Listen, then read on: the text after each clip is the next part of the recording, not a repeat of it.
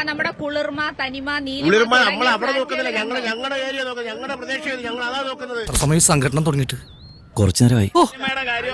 കുളിർമയുടെ കാര്യം പറയാണ്. അങ്ങേറ്റത്തെ അഴിമതിയാണ് കൊല്ലം കോർപ്പറേഷൻ ഈ 2 ഫ്ളാറ്റിലും നടത്തിയിരിക്കുന്നത്.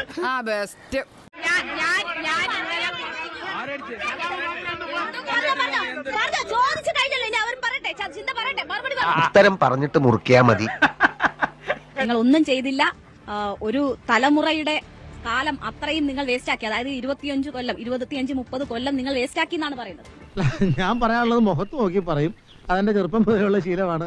ഇവരൊക്കെ കൊല്ലത്ത് തന്നെയാണോ ജീവിക്കുന്നതെന്ന് എനിക്ക് സംശയമുണ്ട്. കാരണം കൊല്ലം നേരിട്ട് വന്നൊന്ന് കണ്ടിട്ടുണ്ടെങ്കിൽ ഒരിക്കലും ഇങ്ങനെ ഒരു അഭിപ്രായം പറയില്ല. ഇപ്പൊ കൊല്ലത്തെ വികസനം എന്ന് പറഞ്ഞാൽ ആർക്കും ബോധ്യപ്പെടുന്ന തരത്തിലുള്ള മാറ്റം ഇവിടെ ഉണ്ടായിട്ടുണ്ട്. അത് കണ്ടറിഞ്ഞൂടെ? ഇപ്പൊ രേണുക തന്നെ തുടക്കത്തിൽ സൂചിപ്പിച്ച വി പാർക്ക് ഒരു കൃത്യമായ ഉദാഹരണമാണ്. ഒരു കോർപ്പറേഷൻ ഒരു IT പാർക്ക് ആരംഭിക്കുന്നു എന്നുള്ളത് ചെറിയ കാര്യമല്ല. വിദേശത്തൊക്കെ ഈ രീതി ഫോളോ ചെയ്ത് വളരെയധികം വിജയിച്ചിട്ടുണ്ട്. അതേപോലെ തന്നെ എത്രയോ നാളുകളായി നമ്മൾ പറഞ്ഞുകൊണ്ടിരുന്നതാണ് കുരീപ്പുഴ ചണ്ടിടിപ്പോ എന്ന് പറഞ്ഞു.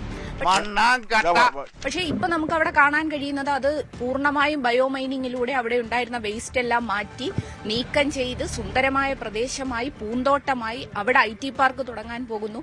വേണമെങ്കിൽ ഒരു പഞ്ചനക്ഷത്ര ഹോട്ടൽ ഉൾപ്പെടെ തുടങ്ങാൻ പറ്റുന്ന എത്ര മനോഹരമായ നടക്കാത്ത സ്വപ്നം. നടക്കും. ഒരു ഗതിയില്ലാതെ നീ പെരുവഴി കൂടെ നടക്കും.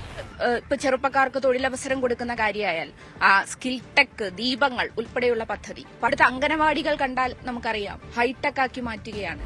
ഹൈടെക് മോർണിംഗ് കൊല്ലം എന്ന് പറഞ്ഞുള്ള പദ്ധതി. പിന്നെ പ്രകാശപൂരിത കൊല്ലം. ഇപ്പൊ ഏത് തെരുവിളക്കാ കത്താത്തതെന്ന് മനസ്സിലാകുന്നില്ല. നേര് പറഞ്ഞാൽ ഒരു 10-25 ലക്ഷം രൂപ കട ഉണ്ടെങ്കിലേ ജീവിക്കാൻ ഒരു ത്രില്ലുള്ളടാ. അതുപോലെ തന്നെ അഷ്ടമുടിക്കായലിന്റെ നവീകരണവും അഷ്ടമുടിക്കായലിന്റെ ശുചീകരണ പ്രവർത്തനമാണ് ഏറ്റവും പ്രധാനമായി. ജീവനാണ് അഷ്ടമുടി, ജീവിക്കണം അഷ്ടമുടി എന്നൊരു ക്യാമ്പയിന്റെ ഭാഗമായിട്ടാണ് അത് ചെയ്യുന്നത്. മാഡത്തിനോട് ഇയാളെ കുറിച്ച് ഇല്ലാത്ത കാര്യങ്ങൾ പുകഴ്ത്തി പറയണമെന്ന് എന്നോട് പറയാൻ പറഞ്ഞു. അതാണ് ഞങ്ങളുടെ മുദ്രാവാക്യം. LDF തുടരും, നാട് വളരുമെന്നുള്ളത്. പിന്നെ അങ്ങ് പടർന്ന് പന്തലിച്ച് നിൽക്കുമല്ലേ? അത് പന്തലിച്ചോളൂ. പറഞ്ഞ ഭരണവിരുദ്ധ വികാരം എന്ന് പറയുന്ന ഒരു വാക്ക് യഥാർത്ഥത്തിൽ നമുക്കിപ്പോ ഉപയോഗിക്കാനേ കേരളത്തിൽ കഴിയില്ല. അതെന്താ?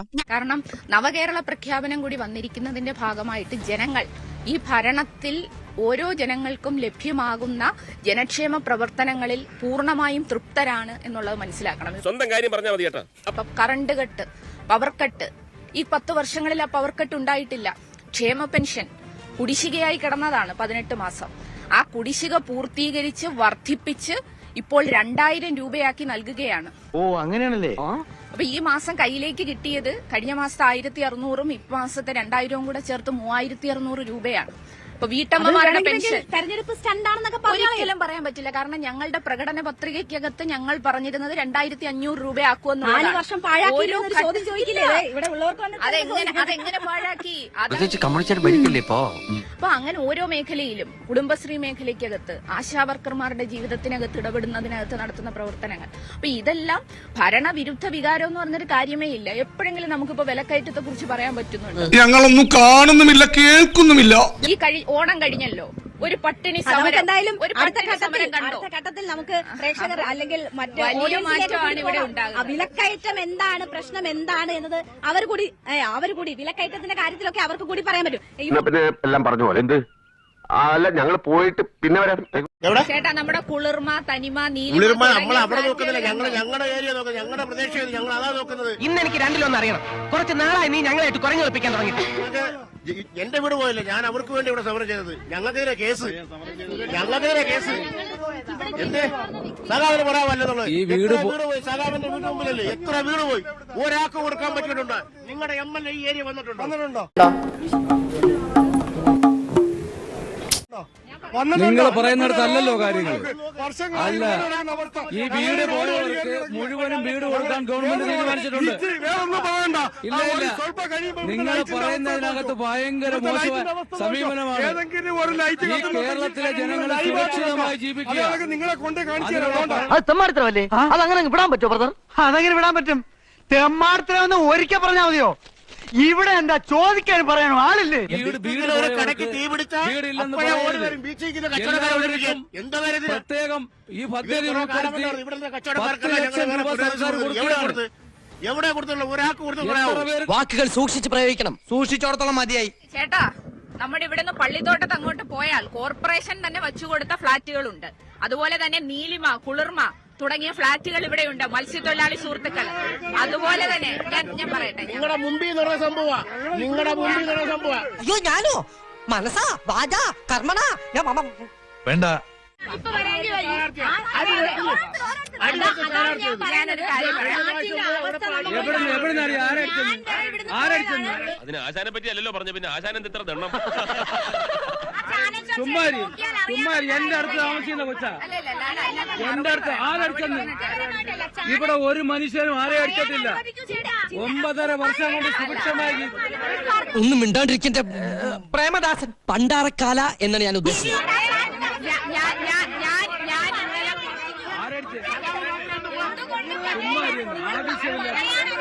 ആവശ്യമില്ലാത്ത സഹോദരൻ ഞാനൊന്ന് പറയാം സംസാരിക്കണ്ടത് പോടോ എനിക്ക് ഒന്നും പറയാൻ പാടില്ല. തലയ്ക്ക് സുഖമില്ലെങ്കിൽ വല്ല പ്രാന്താശുപത്രിയിൽ പോയി കിടക്കണു.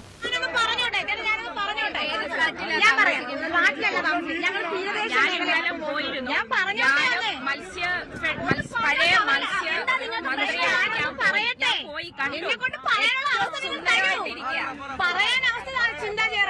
ഇവിടെ നിന്ന് ആണുങ്ങൾ സംസാരിക്കുമ്പോൾ ഇടയ്ക്ക് കയറി തിരിക്കുത്താൻ വരരുത്, മനസ്സിലായോ? ശരി, നിനക്ക് ഞാൻ വച്ചിട്ടുണ്ട്. ഈ ചേട്ടൻ പറഞ്ഞത് സത്യം തന്നെയാണ്. ഞങ്ങള് കഴിഞ്ഞ തവണ തീരദേശ മേഖലയിലാണ് താമസിക്കുന്നത്. കടലിൽ കയറി റോഡ് വരെ പോയി ഞങ്ങൾ ബുദ്ധിമുട്ട് അനുഭവിച്ചു. ഇവിടെ ഞങ്ങള് ഈ റോഡിൽ ഇറങ്ങി നിന്ന് സമരം വെച്ചു. കഞ്ഞി വരെ റോഡിൽ വെച്ച് ഞങ്ങൾ കഴിച്ച അവസ്ഥകൾ ഉണ്ടായിട്ടുണ്ട്. തുറന്നു പറയാലോ, വലിയ ബുദ്ധിമുട്ടിലാണ്. അതായത് കഴിഞ്ഞ ഇലക്ഷൻ ടൈമിന്റെ കാര്യം ഞാൻ പറയുന്നത്. പാർലമെന്റ് ഇലക്ഷൻ അപ്പോഴും ഞങ്ങൾ, അതായത് ഈ പറഞ്ഞ ചേട്ടൻ സഹിതം നമ്മൾ ഇത്രയും പേരെ കടലിൽ കയറിയിട്ട് ഇരവിപുരത്തുള്ള ഒരു എംഎൽഎ നൗഷാദാണ്.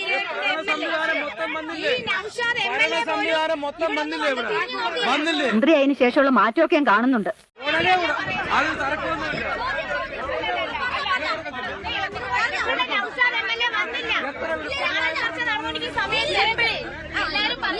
ഈ വിഷയത്തിൽ ചിന്തയുടെ നീ പറഞ്ഞിട്ടുള്ള മുഴുവൻ കാര്യങ്ങളും കള്ളവാ. എന്തുകൊണ്ട് നൗഷാദ് എംഎൽഎ എന്നോട് വെല്ലുവിളിച്ചതാണ്. നൗഷാദ് എംഎൽഎ അഞ്ചാലുമൂട് സ്കൂളിൽ വെച്ചിട്ട് ആ ചാനൽ ചർച്ച കഴിഞ്ഞാൽ ഉടനെ തന്നെ എന്റെ കൂടെ വരാം, തീരദേശ മേഖല സന്ദർശിക്കാൻ വരാമെന്ന് പറഞ്ഞ വ്യക്തിയാണ്. റിപ്പോർട്ടർ ചാനൽ എടുത്ത് നോക്കിയാൽ മതി. ചാനൽ ചർച്ച എന്തുകൊണ്ട് പുള്ളിക്കാരൻ ഇതുവരെ വന്നില്ല? ഇതുവരെയായിട്ട് എംഎൽഎ വന്നിട്ടില്ല. ഇതെന്ത് ന്യായം, ഇതെന്ത് നീതി, ഇതെന്ത് ഇതുവരെയായിട്ട് എംഎൽഎ വന്നിട്ടില്ല. പറയൂ, ആ എംഎൽഎ എവിടെ പോയി? 20 എംഎൽഎ എന്ത് ചോദിച്ചു കഴിഞ്ഞല്ലോ. ഇനി അവർ പറയട്ടെ, ചിന്ത പറയട്ടെ, മറുപടി പറഞ്ഞു. എന്തൊക്കെയാണ് വിശേഷങ്ങൾ? അല്ല, 1-2 പേര് സംഘടിതമായി വന്നതെന്ന് എന്തെങ്കിലും പറഞ്ഞാൽ അതാണ് ഇവിടുത്തെ അഭിപ്രായം. ഇല്ല ചിന്തക്ക് നൗഷാദ് എംഎൽഎ എന്ന് പറഞ്ഞൊരു എംഎൽഎ ഇരവിപുരത്ത് ഏറ്റവും ശക്തമായി ജനങ്ങൾക്കിടയിൽ 24/7 ഇടപെട്ടുകൊണ്ടിരിക്കുന്ന ഒരു എംഎൽഎ ആണ്. നോണെങ്ങനെ കേൾക്കാൻ നല്ല രസമുണ്ട്. എംഎൽഎ ഇവിടെ ഈ അടുത്ത കാലങ്ങളിലൊന്നും നമുക്ക് ആർക്കും കാണാൻ പറ്റിയിട്ടില്ല. ഒരു 2 വർഷത്തിൽ ഈ മുകേഷിന്റെ ഒരിക്കലും അല്ല വളരെ തെറ്റായിട്ടുള്ള അഭിപ്രായമാണ് പറഞ്ഞുകൊണ്ടിരിക്കുന്നത്. ഇത് ഞങ്ങളുടെ കുഴപ്പം കൊണ്ടല്ല, എന്നെ മനഃപൂർവ്വം കരിവാരിത്തേക്കാൻ കുറച്ച് ആൾക്കാർ ഇറങ്ങിയിരിക്കുകയാണ്. ശ്രീമതി ചിന്ത പറഞ്ഞ ഈ നീലിമ കുളിർമ ഫ്ളാറ്റിലേക്ക് ഈ ചാനൽ സംഘം ഒന്ന് വരണമെന്ന് ഞാൻ അഭ്യർത്ഥിക്കുക.